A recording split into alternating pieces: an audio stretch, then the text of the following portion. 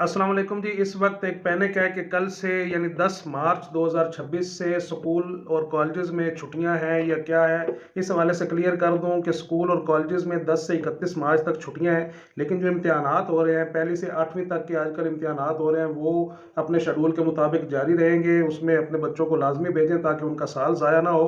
जो बोर्ड के इम्तिहानात हैं मैट्रिक के और सप्लीमेंट्री, वो मार्च में होने का इम्कान है। 27 मार्च से वो इम्तिहानात भी शुरू हो रहे हैं और बच्चों को स्लिप्स वगैरह जारी की जा रही हैं, तो वो भी अभी तक शेड्यूल के मुताबिक हैं, अगर उस पर कोई और ऑर्डर नहीं आ जाता।